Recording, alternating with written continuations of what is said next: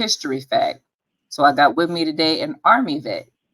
And on this day, October 23rd, in 1917, the 1st Infantry Division, the Big Red One, we know all about that, Fort Riley, Kansas, JC. They shoot the first U.S. shot in World War One. This is according to vetfriends.com. So today, my veteran for today comes to me by way of my husband. I met him through my husband, who today is going to be nameless.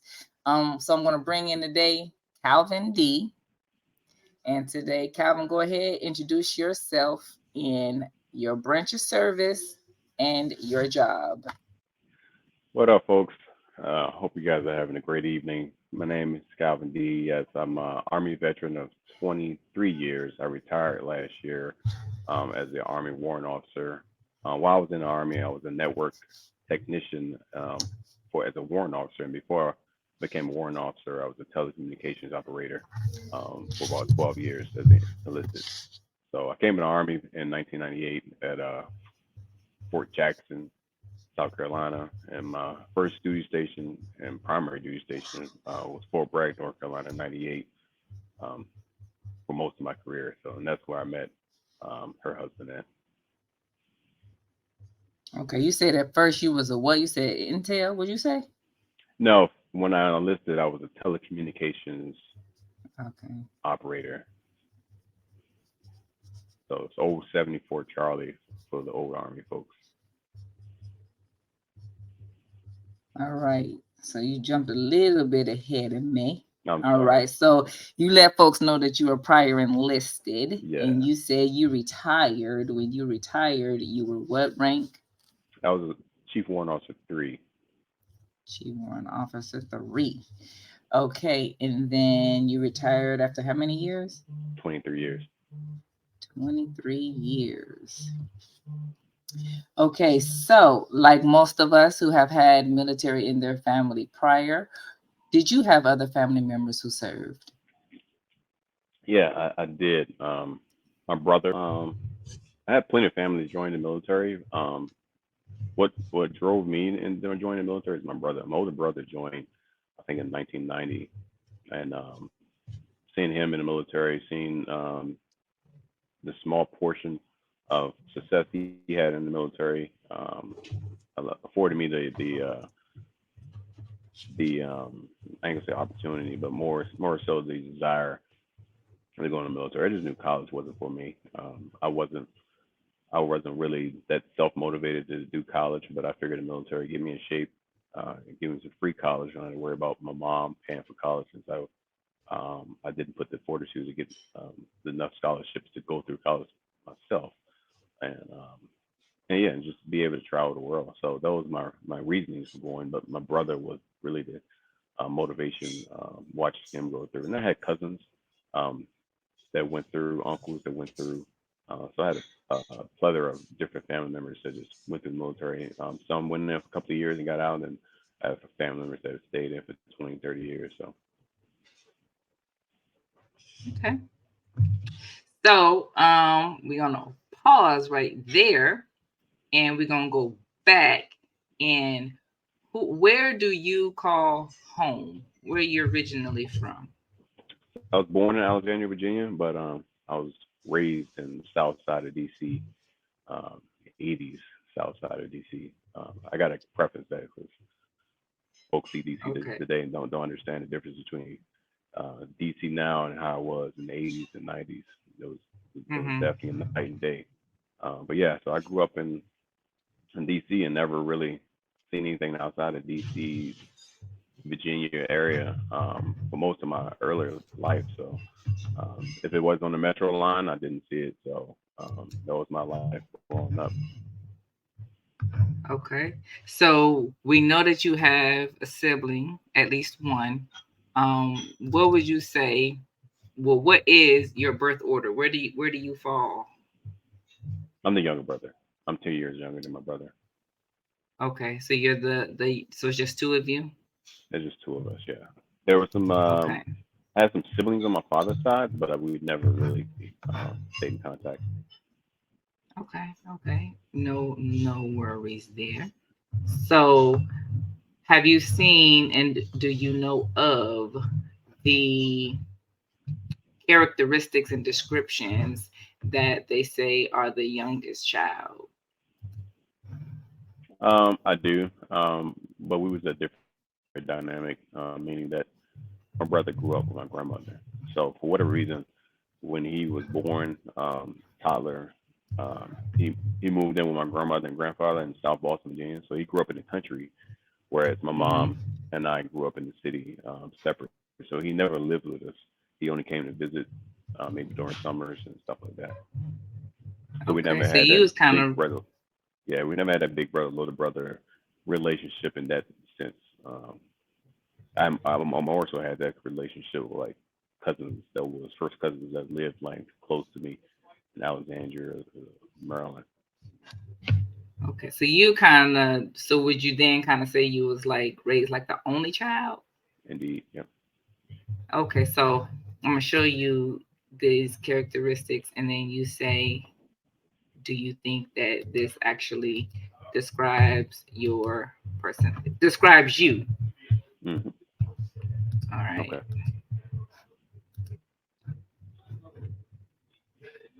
No, we really got flashes.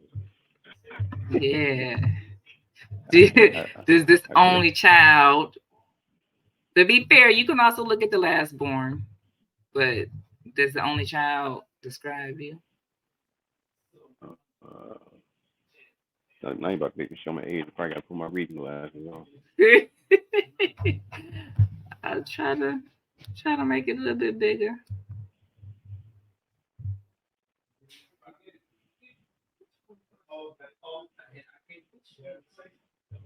Yeah. So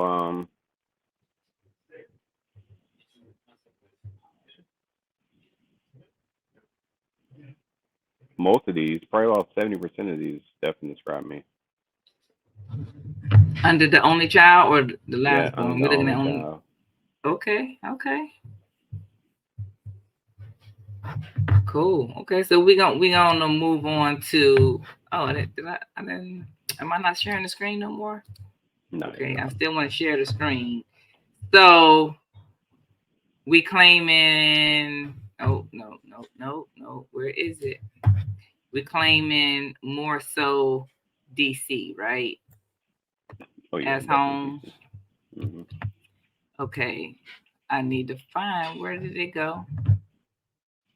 Um, so I got another little icebreaker that I guess I minimized.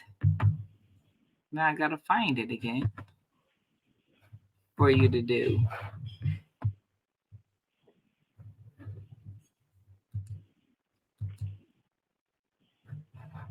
as I'm killing time.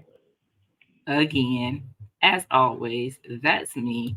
I can't never find my stuff. That's all good. I had it open. So this is another cultural cultural thing that I got.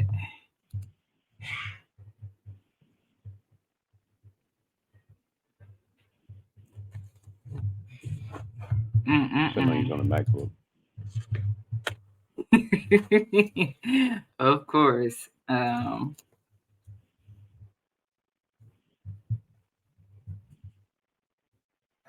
All right. So now you can see that. I see the your Explorer window. It's whatever Apple calls the Explorer window. Okay. You can see The you slide. can't see this here. No, yeah, you're sharing the This oh window, the Explorer window, not the slide. really? It's telling me that it's showing. No, I just see the window, the where you search at, What? search for that. Okay, hold on. Let's try this again. If it was Windows, I you don't wouldn't need to have any call problem. in. I don't need to call in tech support now. Shoot. Do you see this? Bam, there we go. Guess Okay, the you see opener. that? Welcome. Yep, yep. Okay. Pronounce that. Thirst. Thirst. I just see a picture. You know, it's like you see a picture. Yes. Just say what first thing come to your mind, and thirst came to No, my mind. this ain't no psychology test. Now it's not psychology. What is that? What is Oh, that a that is picture water. There's a of? bottle of water being poured into a glass. How about if you think certain parts of the world might be vodka poured into a glass. There's no label on there. That Number two. how you say it? Number two. I see what Though. you're doing. Okay. Type of Mm-hmm. hair, like weave. Uh-huh. Do I That's need to it. name Yeah. the weave hair color? No. Okay. And I wanted that H word. You This are H here. word. You are here.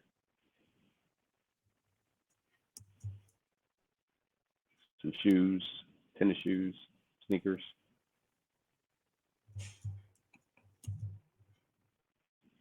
Shopping cart. Red basket. He does put the color on it. Some purses. A bigger purse. The alley. It's a big house. So the this entrance of the house, what do you The call that? foyer. The foyer. Okay. I learned that from my wife. Oh, and where's she from? She's from Alabama. Oh, But okay. she's So been in the Air Force. without her calling it that, what did you call it?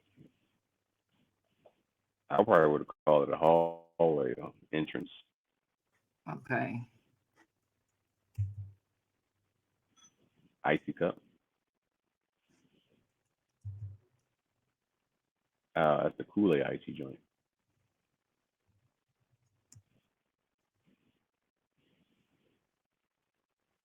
That's a boatload of stuff.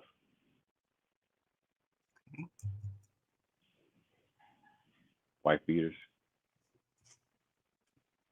Okay. That is it. It's like a slang test or accent test. It's culture. It's Culture. accent. Oh, It's okay. just Oh, it's okay. I just got you. culture. Like, yeah, because even in this household, we have a different culture, so Oh we yeah, call yeah, things differently. yeah. You got that Georgia culture down there. That's different. They different down there. Yeah, a little geeky too. Yeah. Yeah.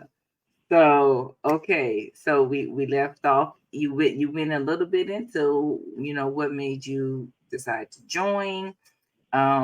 So was the army your first choice? Yes, this is my first choice. It I didn't was even okay. Air Force and yeah, any other branch wasn't even. I won't say an option. Just no, wasn't a thought of mine.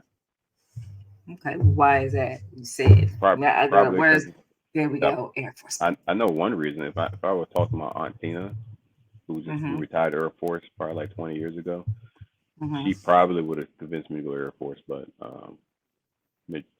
80 90% of my family Army. Okay. Few All sprinkles right. of Marines, some Navy, but 90% Army.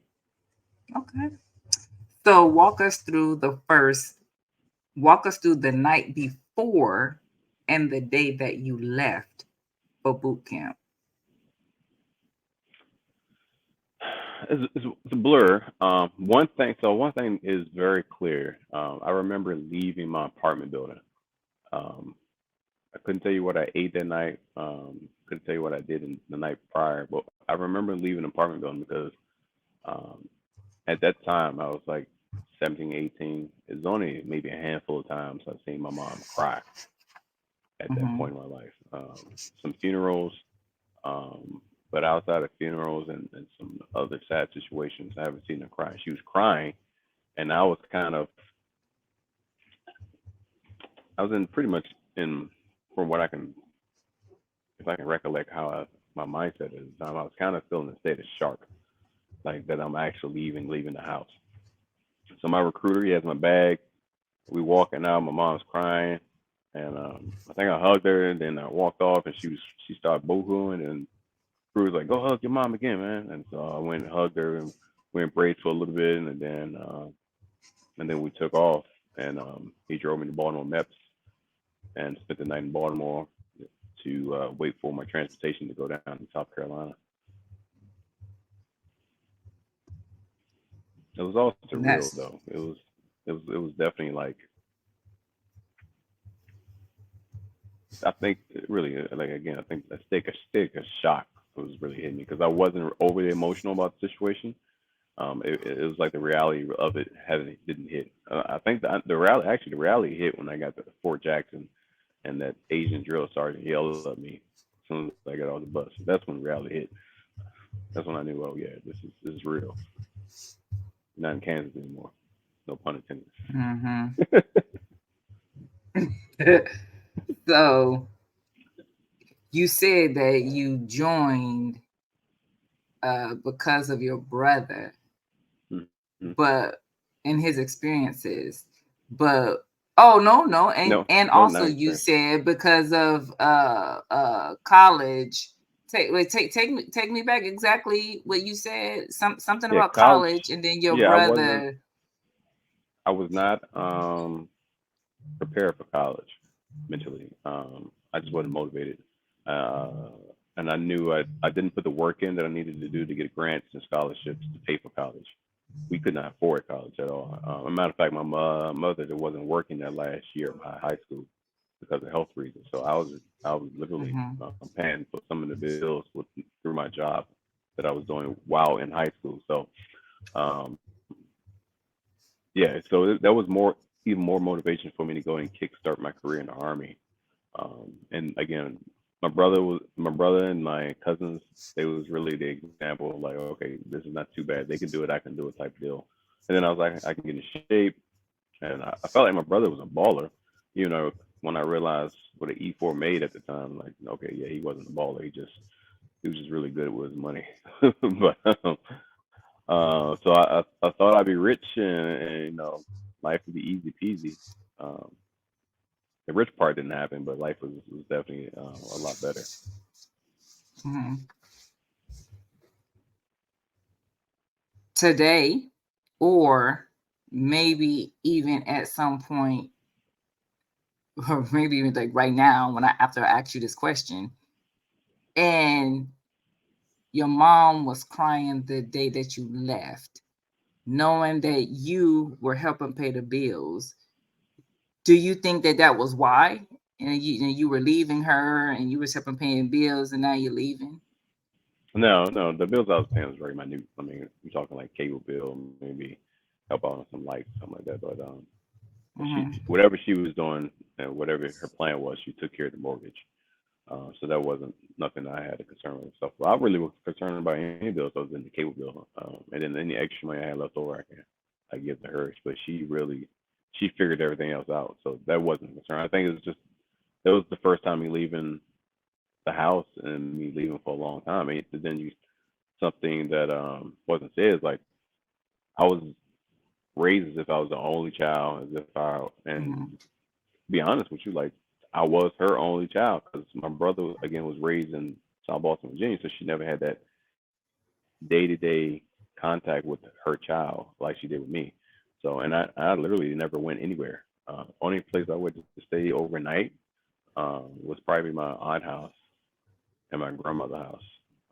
And other than that, like she's not having sending me off the camp for summer or this place for summer. No, I probably stay for maybe a couple of days, maybe a week in the summer at a cousin's house. But outside of that, I'm at the house and I'm with her. So that was hard for her to let go, to detach. It went hard for you, huh? It wasn't hard because again I was still in a state of shock, and I wasn't. me looking back at it, not to dig too deep into it, like I wasn't as emotionally um, attached to the situation. Meaning, like, even though I was her only child, I wasn't like uh, I had to be with my mom at that point in my life. Like when I was maybe when I was like a Mhm. teenager, or not, well, I wasn't a teenager, but maybe when I was like a preteen or a smaller child, like yeah, it would have been really really hard. But by the time I became a teenager, hanging out, kind of branching myself out, smelling myself a little bit, I was like, hey, I'm ready to move on and see new things. Um, my mom and I was tight, but we wasn't tight to the point where I felt like I couldn't detach myself from her. Okay. So now is your 15 minutes. Go ahead and tell us however much you want to tell us about your career. So you're doing this in dedication to Veterans Day, correct? That is correct. Okay, so um, that's funny. So now I'm almost 2 years retired. Be 2 years in March. Retired from the military. But like once I took the uniform off, I was like, I will never miss going back. But uh, that is still true. I just don't. I miss the people and I miss the camaraderie. So what I do now, I'm in IT sales for. No, Uh, no, no, no, no. listen. You got So to talk about your this is. Army I'm going there. I'm going there. I'm career. tying this in. So I'm IT sales now. So so now when I visit customers that's on base and in the neck and stuff like that, I get that feeling of I want to be back in the mix. I want to be back in the fight. So let me rewind. So I mentioned before, first duty station was Fort Bragg, North Carolina, and went to 112th Mhm. Special Operations Signal Battalion Airborne. Um, Choosing to go airborne was due to the fact I had a cousin that fought in the Gulf War, and he was airborne with 82nd. So when I was sometime in my contract, because airborne was in my contract, I called him up and was like, hey, because like they want me to go airborne and get this bonus. Like, so what do you think about that? Like, how was it? Oh, he said it was nice, it was fun, blah blah blah. I was like, he was like, it was scary, but it was fun. I was like, okay, all right, well, I can do that then. So I went airborne, straight out of basic training, AIT, and then straight to airborne school, and then my first duty station. So 112 special operations, and that afforded me the opportunity to travel the world. So 30, 40 days in, I went into my first exercise with 7th Special Forces Group. We went to Camp McCain, Mississippi. Did a joint exercise with them. That was cool. And then came back. 3 months later, I was in Kenya, Africa, supporting 5th Special Forces Group on a mission to train the Kenya Air Force in some tactical operations. So that was like a 45-day trip. That was my first time, of course, leaving the country. Um, it was an amazing trip. I wish the iPhone and all these Androids cameras was something a thing of back then. I wish I took a bunch of pictures, but most of those pictures are lost. So very active duty station as well at Fort Bragg. Every few months, I'm always out the door, either going to exercise locally or I'm going to like Germany or South America, supporting something. So my first 3 years of 112 was super active. I decided to go across the street to Third Special Forces Group when I re-enlisted, so that I can slow down. Because my boy that was over there, he was just going to Kuwait for a couple of months, come back, and he'd be at work for like 2 hours and be at home by 10 o'clock. And I was like, yeah, that's the life I need right now. I need to slow down. So as soon as I get over there, 3 months later,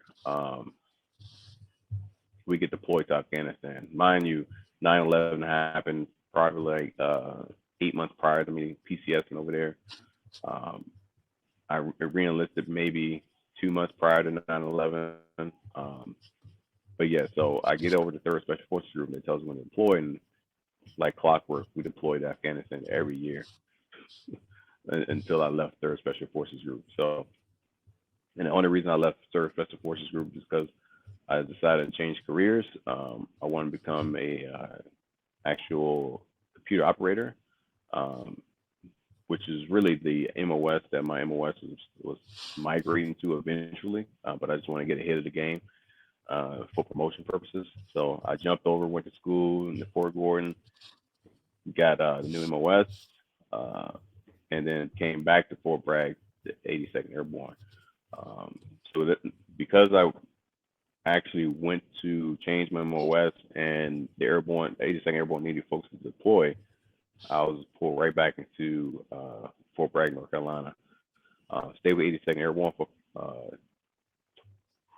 maybe 2 years, 18 months, some change. I was really trying to get up out of there. So I actually interviewed for another job for a small unit that your husband used to work for um, before I went to 82nd. And they hired me, but they said like, we can't cut orders right now. You need to go to 82nd. So I ended up going to 82nd, deploying to Iraq for 15 months with them. Couldn't get my deployment cut or anything. They really didn't need me, but 82nd, like lottie dottie, everybody's gone. So yeah, did 15 months with them. I'm glad I did because if I, God works in mysterious ways, right? So if I never went to 82nd that first time, never deployed with those folks for 15 months, I would never met my current mentor, um, retired CW4 Jenkins, and a plethora of different retired warrant officers and current warrant officers that I know that I met back then. So my trajectory of going warrant would never happen because I would have never met those warrant officers while I was in 82nd, and I would have just continued to become on the path to be a sergeant major, which is what I wanted to be. So um, yeah, so I left there, went to the unit, stayed in unit for only a handful of years, and then transitioned to become officer. Went became an officer, went to training. Uh, After my basic training, came right back to Fort Bragg, came right back to 82nd. So did my hard time at 82nd, 2nd Brigade, a lot of JRTC missions, a lot. I hated it, to be honest with you, but I loved the soldiers. It was my first time being able to mentor and train soldiers in this capacity just because I worked with some special folks so many years and we just didn't really have the opportunity to do so. So I did that, and then I finally left Fort Bragg at 2015 after 17 years and went down to Cyber Protection Brigade. And the only reason why I went there because the sergeant major that that was the command sergeant major for that actual brigade used to work with me and your husband, and he wanted to pull in some folks he knew to work within his brand new brigade. So I did that for maybe 2 years. I got married while I was down there, and then I was afforded the opportunity to work in a unit in Arlington, Virginia, so I can be closer to my family. And at that point in 2018, I moved up north to the DC area. Got a job there with this unit, and then my wife and I built a house in Delaware, and retired after 3.5 years with that unit, and now I'm here. So that's my entire career in a nutshell, minus some unique deployments, um, Afghanistan, Iraq, Jordan, a couple other places. So uh, very fulfillful career. Met a lot of great people. If I had to do all over again, I'd probably do it just like I did. Maybe only one change I always said I would have done is maybe instead of going to third Special Forces Group as my first reenlistment or second assignment. I'm sorry. Uh, I would have went to Germany because I always wanted to be stationed in Germany. But that would have changed everything. Um, my entire life been different if I did that. So there's no regrets. Okay. That was shorter than 15. Okay, so 112 signal airborne. That's what you said. 112th Signal Battalion, Airborne. Yeah. So what we did is, Signal battalion yeah, airborne. we at that Okay. time we was one of the premier special operations signal battalions um, throughout the army. Um, well, actually, it was the only Army signal battalion. There's some joint signal units, but I think it was the only Army Special Operations signal battalion. So we supported the Special Forces, the Rangers, and these guys in these small special mission exercises and deployments over the years. So me jumping over there like straight out the gate, like so. It's funny when I first got stationed at Fort Bragg, my cousin he was stationed. He was a first sergeant, E8, stationed at Fort Bragg already as a first sergeant for one of the units out here.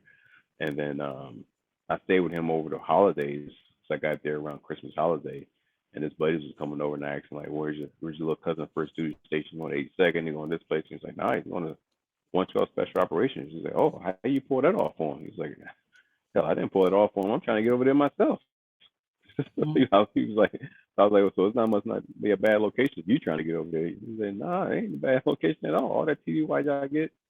And I didn't know what he was talking about until, of course, when I got to the duty station. And back to back, every 2 months, I'm out the door going somewhere, literally, which wasn't bad for a young 19-year-old getting all that extra TDY money.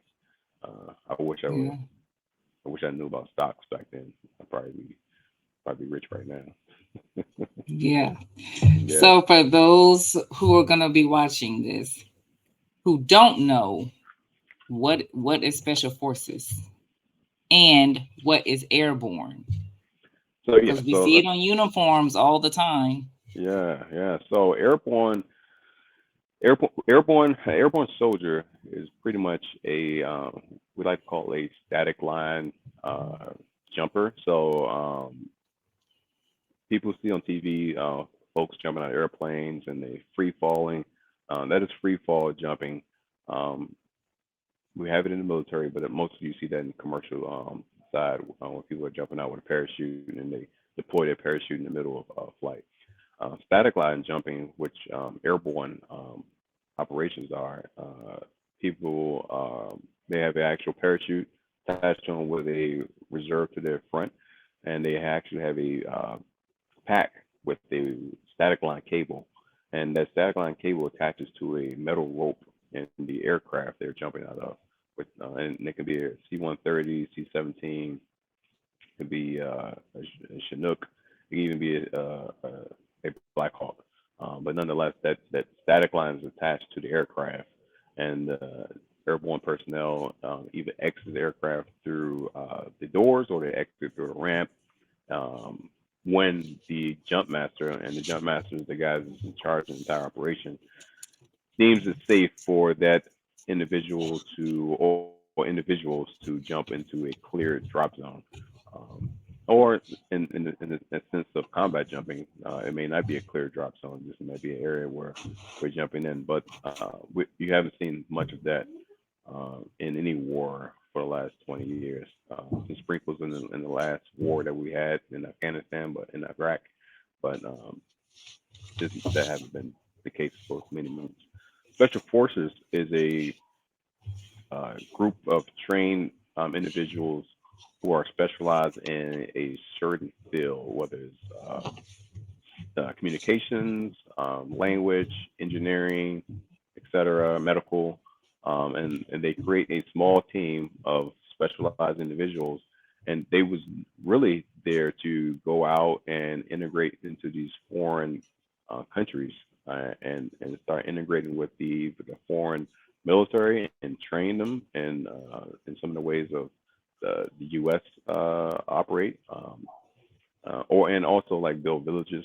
They do a plethora of different things um, before the war, because in the war things became convoluted and they really their full time mission was just kicking in doors. But before, when it was peacetime, we did a lot of exercises where we go out to these foreign countries like Africa and train the Kenya Army on different tactics.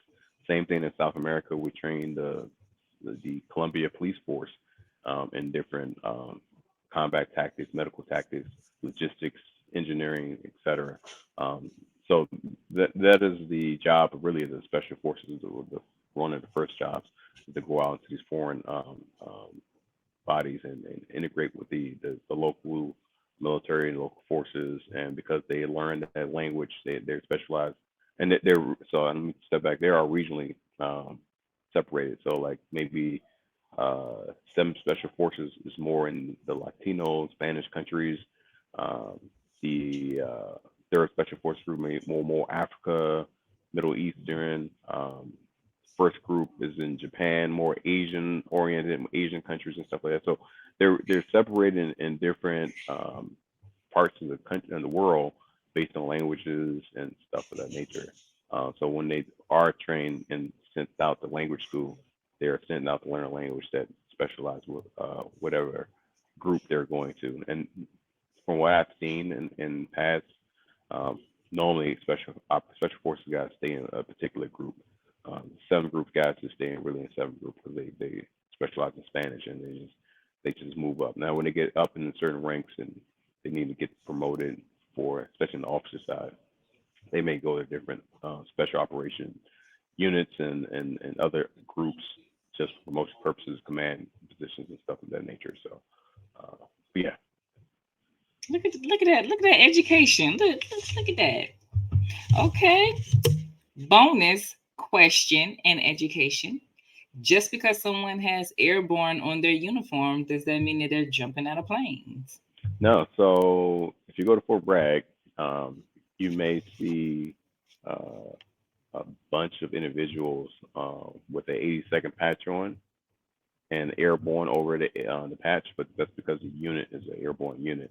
And they may even be wearing a maroon beret, and the maroon beret it signifies airborne. But that's because they're in the airborne unit. And over the years, that kind of changed.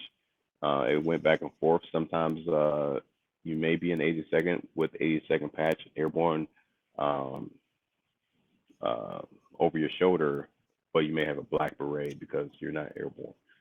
But that was it was just a small part where policies was changing, where you seen that as the case. But nowadays, you can be in units like 82nd and kind of float around and not be an actual airborne um, paratrooper. What you will not see, you may see the units, you may see the airborne uh, uh, on their shoulder, and you may see the maroon beret, but you won't see them wearing an airborne badge.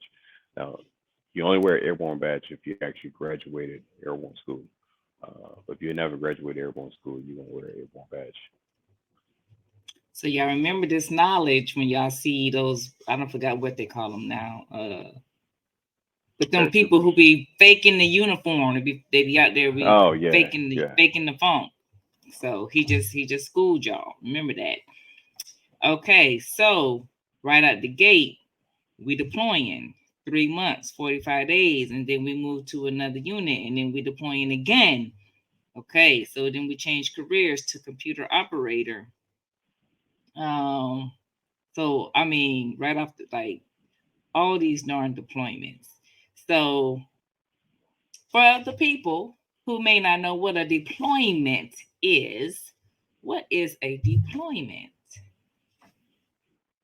So the deployment could be it could be a plethora of different things to different individuals.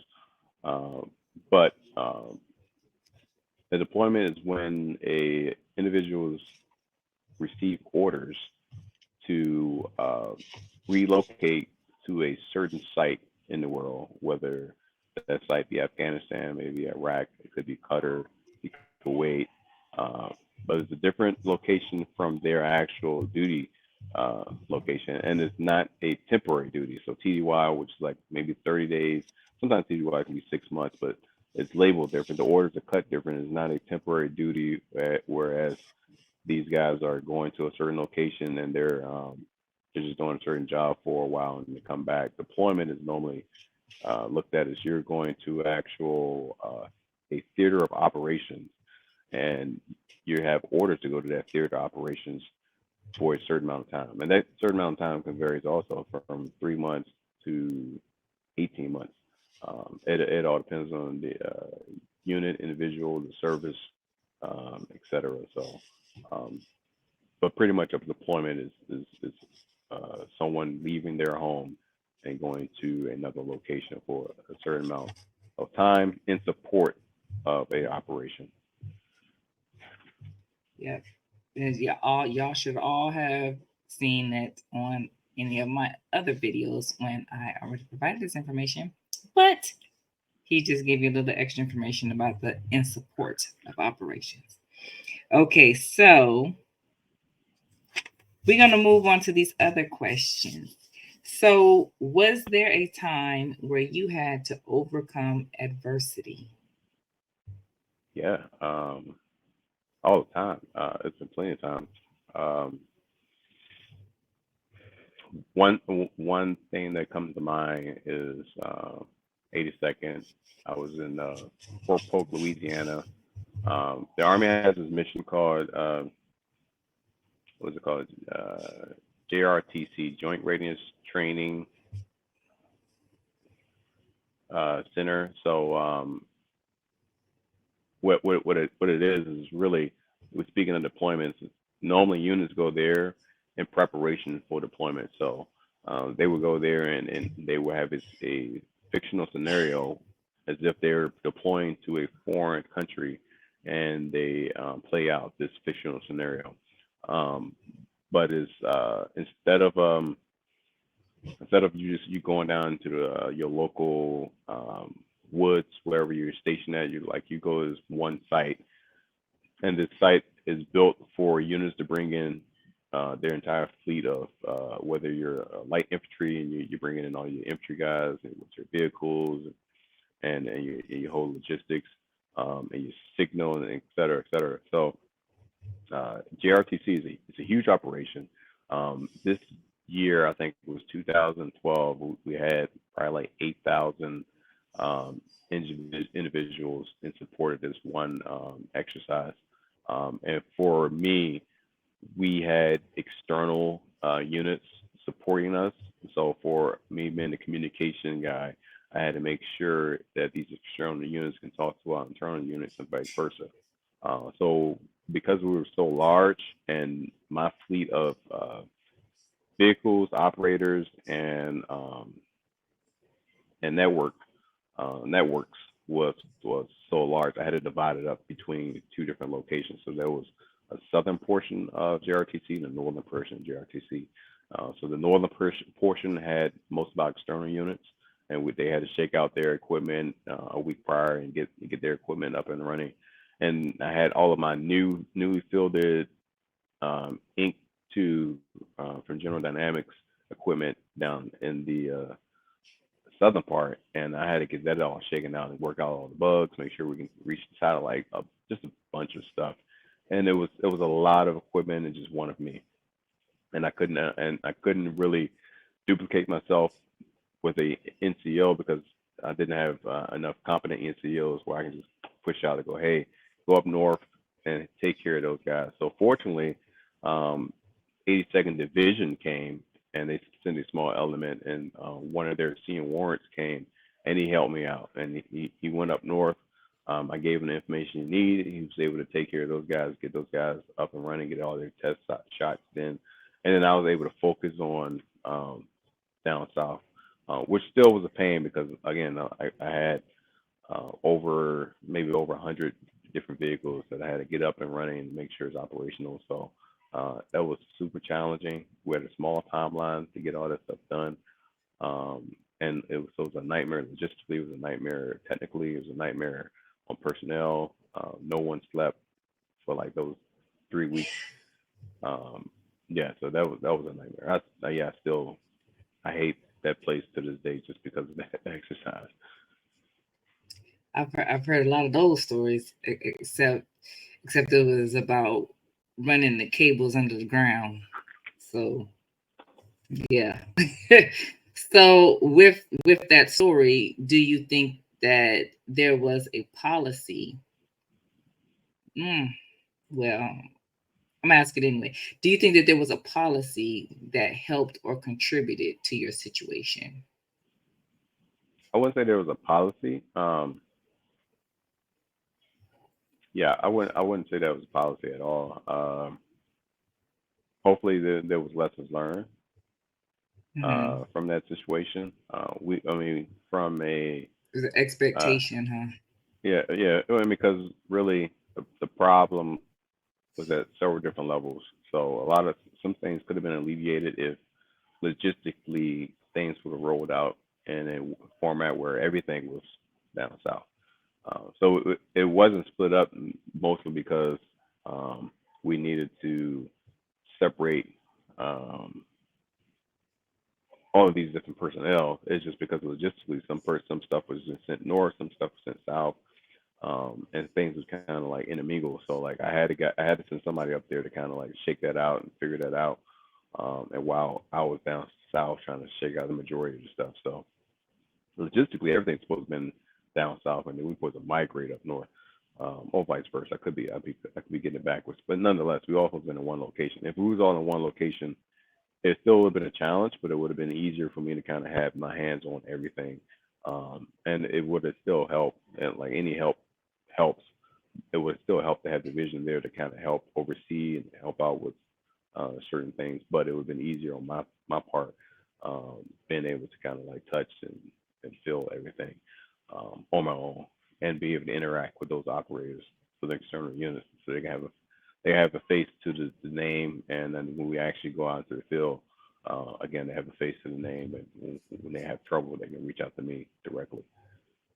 Yeah, logistics, and knowing knowing about that, that's logistics, part of planning, communication. Yeah, all of that. Oh yeah, You I would mean you would logistics failed us. agree? It failed us before the operations and after the operations. So like after everything was done, we was out of the actual field, waiting to go home for whatever reason. Logistics messed up the transportation going home. So like thousands, it seemed like thousands of soldiers just stranded out there in JRTC. Like literally, like there was just a bunch of homeless soldiers out there just stranded by the Pizza Hut, hanging out everywhere. Just it was a nightmare. And we had to spend like an extra week out there just doing nothing, just waiting for transportation. So Mm, yeah. Do you think that you almost led into it? Do you think that the army helped shape the person that you are today? did the army what? I'm sorry. Help shape the person that you are today? Yeah, indeed. Depends on who you ask. If you ask my wife, that might be a bad thing, um, but yeah, it definitely has. And in so many different levels. I mean, just professionally, family wise, uh, to be transparent, it was 2018 when I moved in to my house in Delaware with my wife and kids. That's the first time I ever lived with a wife and kids. I'm in my late 30s. I'm already close to 20 years in the military. So this is my first time being in this in a dynamic. So all I know is just me, and I do have a 12-year-old. And but for most of that time, it was just me and him, or me and him and my mom at times. But I never had the family dynamic. I never deployed um, overseas and had a family back home waiting on me, a wife and kids. So during those years when I was deploying out of DC, it was challenging, but it was also like, um, again, like the Army shaped me to the point where I started locking in mission first, and I just started focusing on mission. And I realized that the good part about that made me a great soldier, a great worker, a great leader, et cetera, et cetera. On the family side, I wasn't present as I should have been, because, and I wasn't there for my wife at certain times because I wasn't present.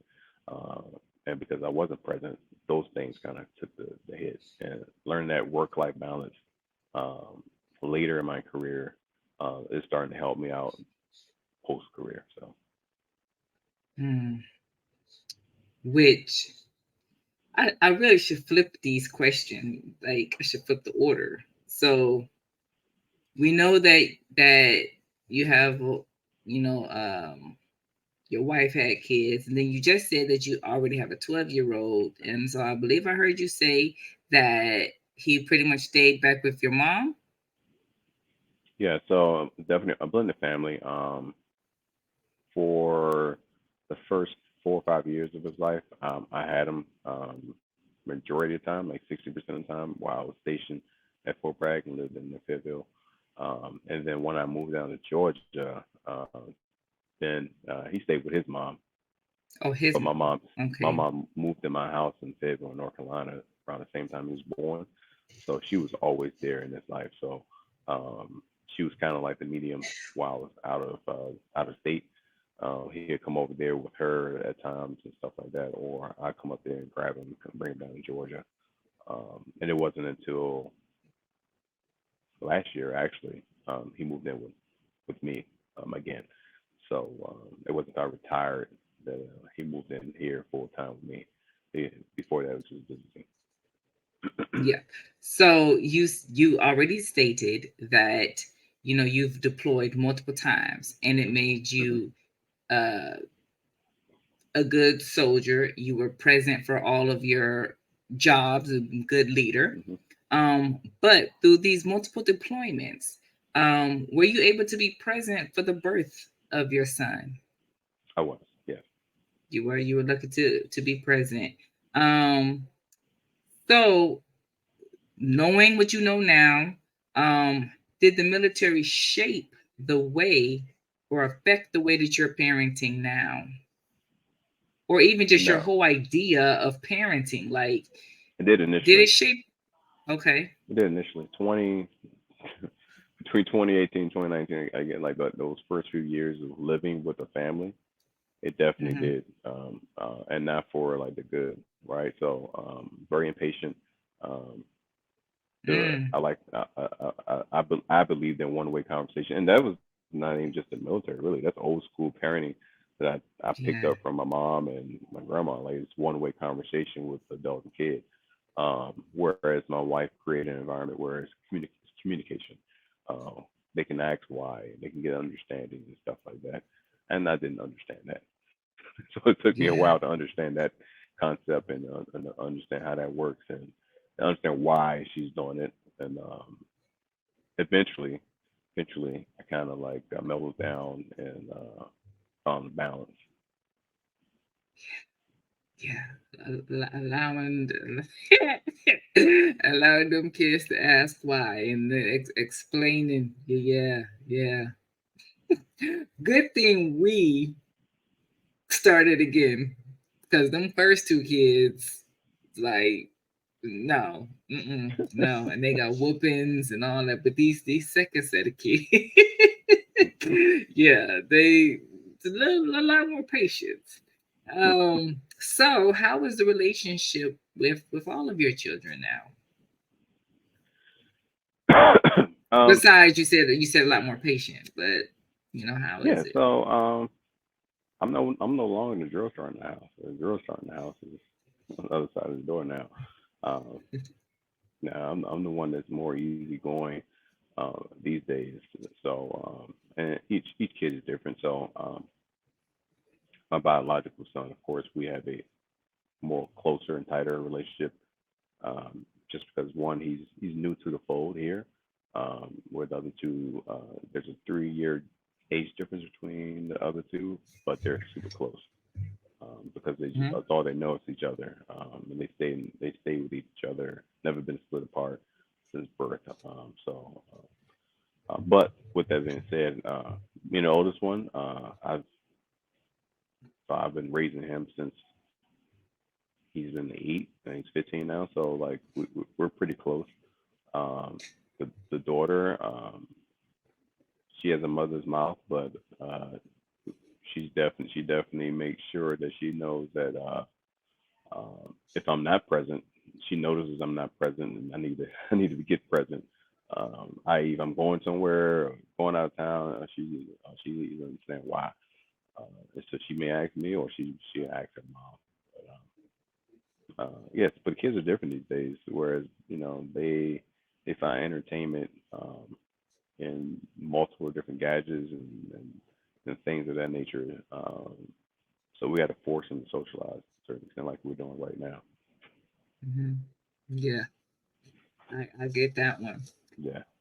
What is a misconception about the Army or your job that you would like for people to understand? Um, let me think about it. So most people think the Army's hard. Hmm. I think that's the biggest misconception. I really think, even though the Air Force is they have an easier, somewhat lifestyle to a certain extent. And it's only to a certain extent. Once you really understand, like what some of the Air Force folks do and what they have to go to get promoted and things of that nature, it can be cutthroat and it can be very competitive. Um, they're just not as gun ho and that loud as the Army about it, but yeah, I think the Air Force can be extremely hard career to progress in and stay in. Whereas the Army, in certain essences, like you just do your job. Uh, you do your job well, stay out of trouble. Well, sometimes you get in trouble. Back in the day, you can get in trouble and get promoted. You Hmm. didn't get in trouble, you wasn't getting promoted back in the day. But well, yeah, but now like it's super easy. Literally, I mean, almost literally, anyone with some form of discipline that they're able to just follow directions and instructions can make it in the Army, right? And then as long as they stay out of trouble, do their job, pick up some stuff, learn some things, um, self motivate themselves at a certain point, and they can progress and do whatever they want in the Army. But again, the misconception is that it's hard. It's not hard at all. I think it's probably easier than um, all three branches, all four branches, main branches, not including Coast Hmm. Guard or anything like that, but uh, I think it's easier. Really? Things easier than the Marines too? Oh, everything's easier than Marines. It's not easier than Marines. Yeah, okay. Okay. I don't know. I know that the Air Force, that's all I know. Now, when I say it's easy, now the Air Force basic training or their kindergarten, whatever you want to call it, that is that is definitely easier than the Army. But from a career wise, like it gets challenging for the Air Force to get promoted. Now you watch yourself. You watch yourself. What is one or a few things that you think would make the Army, or you can say the military, a little bit more bearable today? Um, that's a hard question. Uh, so one thing I would say the military is doing, in a certain whether you agree with it, don't agree with it, they are changing with the times. So again, there's a lot of things that when I came in just wouldn't fly um, in those days. That's all out today. Um, but they're more open to the times, meaning they're trying to modify policies and make things conform to the next generation so that they will feel more comfortable joining the armed forces. Um, now, saying that, I don't see standards dropping across the board. I just see things changing, if that makes sense. So I don't see standards dropping where they're just trying to let anyone in below standards, but they're changing policies to allow things to be more open and less stringent, i.e., beards and tattoos and gender and things of that nature. So it's more open to the things of this modern society. And things change over time, right? So like even Hmm. if in the 70s and 60s, or maybe late 80s, it could have been in the 90s. Matter of fact, you could smoke anywhere, literally smoke anywhere, like, Hmm. and it didn't matter. But eventually that stopped. at a certain point. So certain things change each generation. Things change, especially in the military. Like it seems like every decade or so, there's some drastic changes that's been made within that decade. That when you look back, like, oh wow, like things have really changed dramatically over the last 10 years. You really don't notice it that much as you go through it, but then when you look back at it, you realize things change dramatically. Um, so yeah, so things are definitely from society standpoint a lot better for the military. The problem is, in my opinion, especially in my field, um, it is hard to hire folks to come in um, to do certain jobs where they can probably go out in the commercial world and make a lot more money, depending on like their background and job set and stuff like that. And to be honest, this was just hard to get a lot of these kids off the couch. No one, a lot of these kids don't want to Mm-hmm. work. They just literally just don't want to work. They want to have dreams of working or dreams of being an entrepreneur, dreams of doing this, but they don't want to put in the work to do so. Um, and joining the military is that signing on the dotted line saying I have to put in the work to do something for 4 years, or 2 years, 3 years. Yeah, Uh, so, do something. So, again, you're hinting at it. Do you think that the military prepared you for what you do today? yeah, it has because what I do now, um, on paper to a certain extent, I kind of did the same thing in the military. So, whereas in the military, I was the subject matter expert and somewhat consultant for my unit in a certain field. Whereas meaning like I was the guy for my commander to make sure that the network works, and if I need to uh, make the network better, I was the guy to go to. Like, all right, well, these are the things that need to happen to make your network better. These are things we need to buy to make the network better. Um, these are the personnel that I need on my team to help Mm-hmm. operate this equipment. These are the schools that my guys need to go to. So reverse that now. I'm in sales for the Army, but I'm an engineer um, consultant. So I do the same thing for customers. I look at their problem set. I'm like, okay, well, this is easy. You guys just need to go with this technology or go with that technology. It's already approved to be on the DoD network. This will be a slight upgrade for you. And by the way, you may have an enterprise license that we can give you, so you don't have to worry about coming out of pocket, coming out of your budget on all your IT expenses. You can just use this enterprise license and upgrade to this, and then you'll be good to go in compliance. So I do that now just for my customers. So it's kind of like um, the military, my last position, my last few positions kind of prepared me for what I'm doing now. And then the networking, that's huge too, right? So my Rolodex of folks that I know now that I'm retired, that's even more helpful. Reaching out to folks that retired prior to me, getting advice, reaching out to mentors, trying to get a better understanding of this side of my career. Um, Different opportunities as far as VA is concerned, and make sure my VA stuff is done right. Um, Mm. Different programs I can get into, or the programs my kids get into, and things of that nature. So yeah, the military prepared me for networking, especially as a warrant, building up a nice network of friends and Especially family. as a warrant. Yeah, and then so now that I'm out, I can continue and flourish in that network and continue to do great things for the country in just in a different capacity. Love it. The office, the warrants. Yeah, yeah. Okay, so last question. We made it.